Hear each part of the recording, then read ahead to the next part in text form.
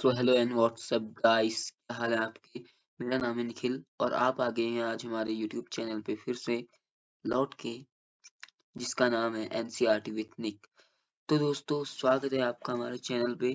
और आज हम आपके लेके आए हैं दोस्तों क्लास 6 की हिस्ट्री की बुक का 6 चैप्टर, जिसका नाम है राजा राज्य, एक प्राचीन गणराज्य। ठीक है, यानी कि इसमें हम बेसिकली जानेंगे दोस्तों राजाओं के बारे में, और जो प्राचीन राज्य थे उनके बारे में, और एक जो प्राचीन हमारे टाइम पे उस टाइम पे जो गणराज्य रहा था। ठीक है, तो प्राचीन टाइम पे कैसे गणराज्य रहे थे, तो उनके बारे में हम इस चैप्टर में जानेंगे। दोस्तों, वीडियो शुरू करने से पहले कह दूं कि दोस्तों इसके पहले का चैप्टर जो है हमने 5th अध्याय आपका 5 वो बुक से पढ़ा था, क्योंकि उसमें किताबों के बारे में डिटेल थी, इसलिए हमें उसने हमने हमने उसे बुक से पढ़ा। बाकी चैप्टर तो हम दोस्तों आपके लिए नोट्स बना के लाते हैं, तो आज भी लागे हैं नोट्स बना के लिए आपके लिए बेहतरीन। तो आपने क्या करना है दोस्तों, आपने वीडियो को जल्दी से जल्दी लाइक और शेयर कर देना है दोस्तों, और चैनल को सब्सक्राइब भी कर देना है। तो इसके बाद दोस्तों हम शुरू कर लेते हैं अपने टॉपिक को आज के। तो हमारा 6 चैप्टर है दोस्तों राजा राज्य और एक प्राचीन गणराज्य। ठीक है, तो अगर इसका पहला टॉपिक देखें दोस्तों, तो पहला टॉपिक ये था कि कुछ लोग शासक कैसे बने, यानी कि जो प्राचीन टाइम के कुछ लोग थे वो शासक कैसे बने, मतलब उनमें क्या क्वालिटी थी। अब आजकल के टाइम पे देखते हैं आप दोस्तों, आजकल के टाइम पे तो भारत देश में लोकतंत्र है, लेकिन प्राचीन टाइम पे तो लोकतंत्र भी नहीं था। तो लोकतंत्र के बिना दोस्तों किस तरीके से शासकों का चुना गया, किस तरीके से उनका शासकों का चुनाव होता था, उसके बारे में हम यहाँ जानने वाले हैं बेसिकली दोस्तों। तो देखिए 3000 साल पहले दोस्तों कुछ परिवर्तन हुए थे। तो उस टाइम पे क्या होता था, शासक का जो चुनाव होता था, उस टाइम के शासक बने थे अश्वमेध यज्ञ के द्वारा। ठीक है, तो अश्वमेध यज्ञ जो होता था दोस्तों उस टाइम पे काफी ज्यादा फेमस था, और राजा बनने के लिए ये वाला यज्ञ काफी लोग किया करते थे, अश्वमेध यज्ञ। इसका नाम याद रखिए दोस्तों, काफी लोग इसका यूज किया करते थे। ठीक है, अगर हम बात करें दोस्तों अभी के शासकों के बारे में, तो उस टाइम के जो शासक थे, उस टाइम के शासक जो है दोस्तों जनता के द्वारा भी किसी टाइम पे चुने जाते थे, लेकिन अश्वमेध यज्ञ इसमें सबसे प्रमुख चीज थी दोस्तों। और उसके अलावा दोस्तों यहाँ पर कुछ जो नेक्स्ट टॉपिक हमारा वो है दोस्तों वर्ण। ठीक है, तो आपको दोस्तों समझ में आ गया होगा कि शासक कैसे से बने प्राचीन टाइम के, अश्वमेध यज्ञ का यूज करके। ठीक है, और दूसरा टॉपिक था दोस्तों हमारा वर्ण। तो वर्ण जो है दोस्तों, प्राचीन जो हमारा समाज है, भारतीय समाज, उसने वर्णों को 4 भागों में बांट रखा है। इसमें से पहले होता है पुरोहित यानी कि ब्राह्मण, दूसरा होता है क्षत्रिय, तीसरा होता है आपका वैश्य, और चौथा होता है आपका शूद्र। तो ये 4 वर्णों में जो है हमारा समाज विभाजित है दोस्तों। इन ये जो वर्ण होते हैं, इन्हें कर्म, जन्म व कर्म के आधार पर विभाजित किया गया था। देखिए प्राचीन टाइम पे क्या हुआ दोस्तों, कि जो एक पुरुष सूक्त था, उसके अनुसार बताया गया कि जो ब्राह्मण हैं यानी जो पुरोहित हैं, उनकी जो उत्पत्ति हुई वो ब्रह्मा के सर से हुई, और उनका काम क्या होगा, यज्ञ करना, अनुष्ठान करना। किनका काम, पुरोहितों का या ब्राह्मणों का। ठीक है, और जो है क्षत्रिय जो है, इनके बारे में दोस्तों कहा जाता है कि इनकी उत्पत्ति भुजाओं से हुई थी ब्रह्मा के, जिसका अर्थ है कि क्षत्रिय का जो कार्य होता था, ये राज्य का शासन चलाते थे, युद्ध लड़ते थे और प्रजा की रक्षा करते थे। ठीक है, और इसमें तीसरा वर्ण जो है दोस्तों वो है आपका वैश्य। वैश्य जो है दोस्तों, इसकी जो उत्पत्ति हुई थी वो ब्रह्मा के पेट से मानी जाती है, ऐसा प्राचीन समाज में कहा जाता है। इसलिए दोस्तों ये जो होते हैं वैश्य, इन्हें व्यापारी कहा जाता है। ये कृषि पालन, गौ पालन करते हैं। दोस्तों जो ऊपर के 2 वर्ण हैं पुरोहित और क्षत्रिय, यानी कि ब्राह्मण और क्षत्रिय, और ये जो आपका वैश्य, इन तीनों वर्णों को जो है यज्ञों में शामिल होने की छूट होती है। ये यज्ञ में शामिल हो सकते हैं, अनुष्ठान में शामिल हो सकते हैं। लेकिन जो हमारा चौथा वर्ण है, जिसका शूद्र कहा जाता है, उसे जो है किसी भी यज्ञ में शामिल नहीं होने दिया जाता। और जो है इन चारों वर्णों में जो सबसे निम्न स्थिति है शूद्र की होती है। और शूद्र का जो उत्पत्ति हुई थी दोस्तों, वो ऐसा माना जाता है प्राचीन समाज में कि शूद्र वर्ण की जो उत्पत्ति हुई थी वो हुई थी ब्रह्मा के चरणों से। ठीक है, तो ब्रह्मा के चरणों से जो है शूद्र शूद्र वर्ण की उत्पत्ति हुई थी। ठीक है, तो दोस्तों जो शूद्र वर्ण है दोस्तों, मेनली दोस्तों इसका कार्य क्या है, इसका कार्य जो ऊपर के ये 3 वर्ण है, ब्राह्मण, क्षत्रिय, वैश्य, इनकी सेवा करना। ठीक है, तो दोस्तों आई होप आपको समझ में आ गया होगा वर्ण वाला ये कॉन्सेप्ट, क्या थे वर्ण, किस तरीके से इन्हें विभाजित किया गया था, कितने अभी वर्ण हैं, और किस तरीके से ये काम कर रहे हैं। ठीक है, तो वर्ण व्यवस्था काफी ज्यादा खराब थी दोस्तों, छुआछूत की प्रक्रिया भी थी इस टाइम पे। तो इस तरीके से दोस्तों हमारा ये टॉपिक होता है कंप्लीट। अब हम आते हैं नेक्स्ट टॉपिक में। तो नेक्स्ट टॉपिक है दोस्तों हमारा महाजनपद। मतलब जनपद, सॉरी दोस्तों।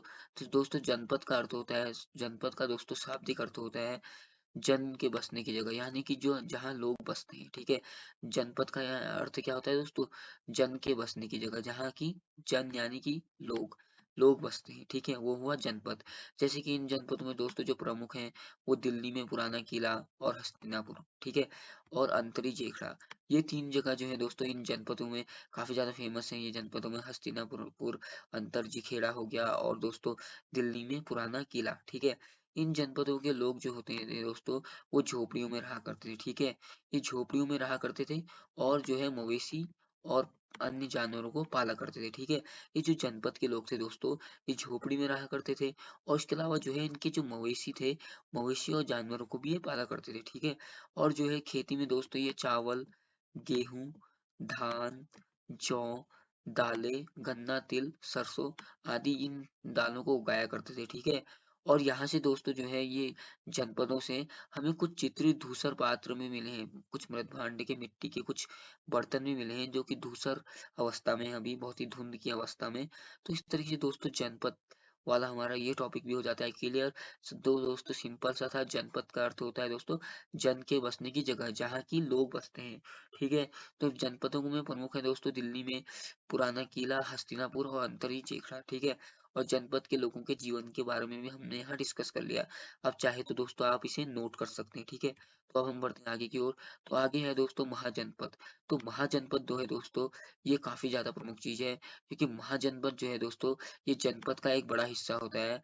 तो जैसे दोस्तों हमारे आजकल के टाइम पे स्टेट हैं अलग अलग, उत्तर प्रदेश, उत्तराखंड, राजस्थान, महाराष्ट्र, तमिलनाडु, गुजरात। तो उस टाइम पे क्या होता था, महाजनपद हुआ करते थे, ठीक है। महाजनपद को भी दोस्तों आप स्टेट के लेवल का ही मानिए, ये भी स्टेट के बराबर के होते थे। जैसे आज स्टेट के अंदर कई जिले आते हैं, जैसे उत्तराखंड स्टेट के अंदर 13 जिले हैं, तो वैसे ही जो है दोस्तों महाजनपदों में क्या होता था, ये मेनली एक स्टेट होता था जिसके अंदर कई सारे जनपद होते थे, ठीक है।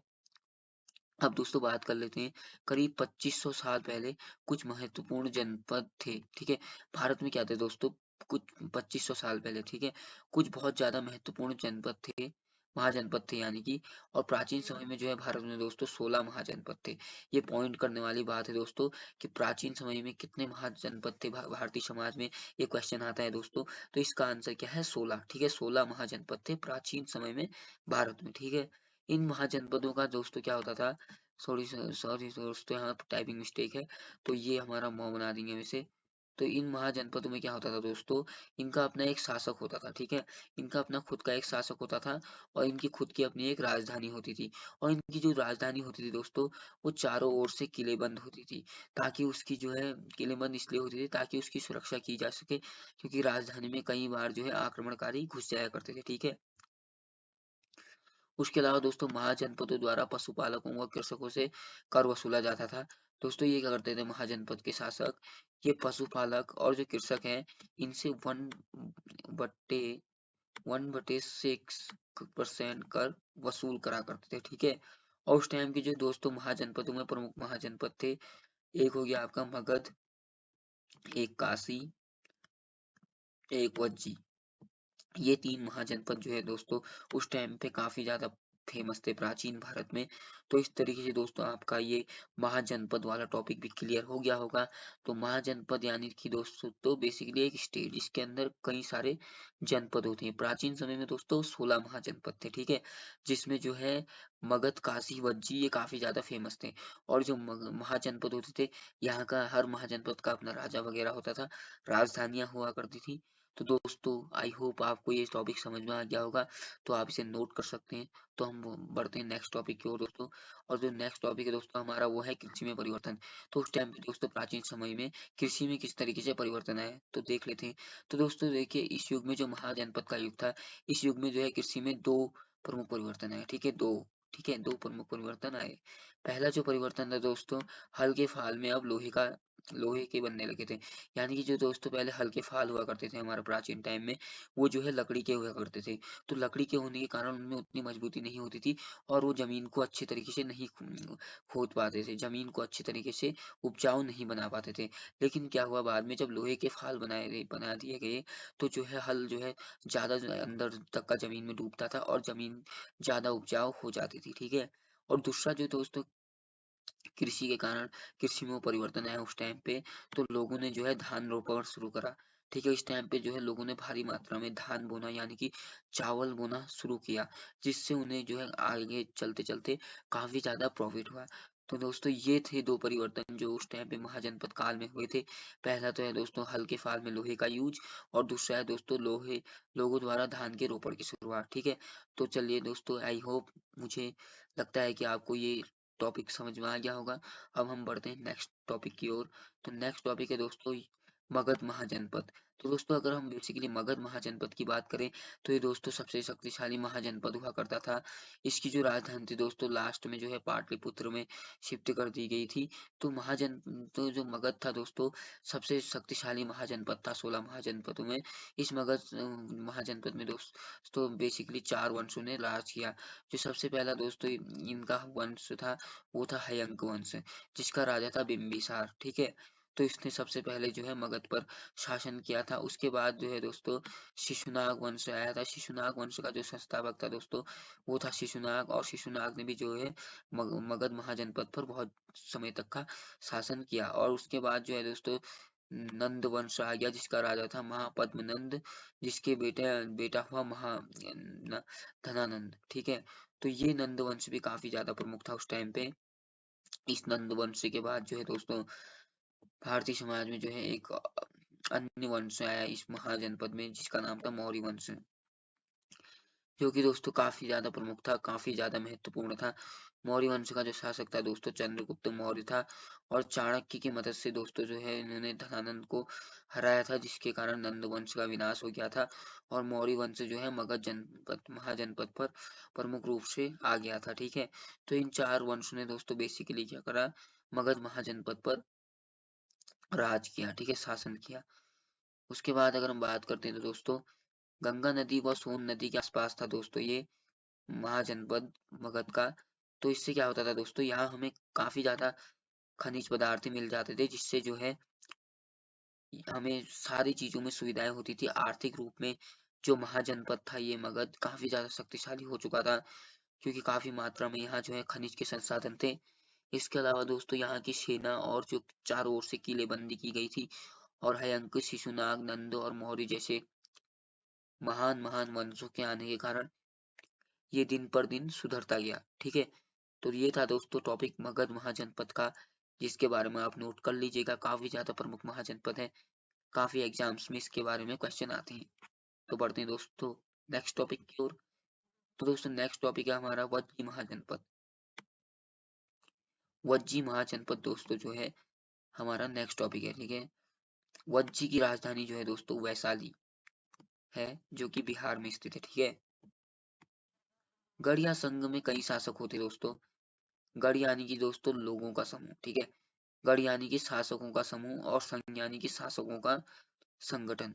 इसमें जो है दोस्तों कई शासक मौजूद होते थे गढ़ या संघ में प्राचीन टाइम पे हर महाजनपद के। उसमें क्या होता था दोस्तों, जो इसका प्रत्येक व्यक्ति होता था वो राजा कहलाता था, ठीक है? तो जो गढ़ या संघ का जो प्रत्येक शासक होता था वो क्या कहलाता था, राजा कहलाता था, ठीक है? राजा विभिन्न अनुष्ठान का साथ करते थे। यानी कि ये जो गढ़ और संघ के राजा थे ये काफी ज्यादा जो अनुष्ठान होते थे एक साथ किया करते थे, ठीक है? सभाओं में युद्धों के बारे में सभाएं होती थी जहां महिलाओं को जाना अपवर्जित था। यानी कि दोस्तों यहाँ जब सभाएं भी होती थी तो युद्धों के बारे में जो है काफी ज्यादा चर्चा होती थी शासकों की। और लेकिन उस टाइम पे एक असमानता थी कि दोस्तों महिलाओं को जो है ऐसी सभाओं में कभी भी शामिल नहीं होने दिया जाता था। उनके लिए ऐसी सभाएं अपवर्जित थी, ठीक है दोस्तों? तो यही था दोस्तों आपके बेसिक इस चैप्टर में। आपका 6 चैप्टर यहाँ पर कंप्लीट हो जाता है दोस्तों। राजा राज्य और एक प्राचीन गणराज्य। तो इसमें कुछ नहीं था दोस्तों, सिंपल से आपके जनपद महाजनपदों के बारे में ही डिटेल थी और कुछ शासकों के बारे में डिटेल थी। आप इसको जो है दोबारा देख सकते हैं दोस्तों, और सारे पॉइंट्स को नोट कर लेना वीडियो को पॉज करके, क्योंकि आपके बहुत ज़्यादा काम आएंगे ये नोट्स। तो मिलते हैं दोस्तों अब आपसे नेक्स्ट वीडियो में। तब तक के लिए वीडियो देखने के लिए थैंक यू दोस्तों, और गुड बाय।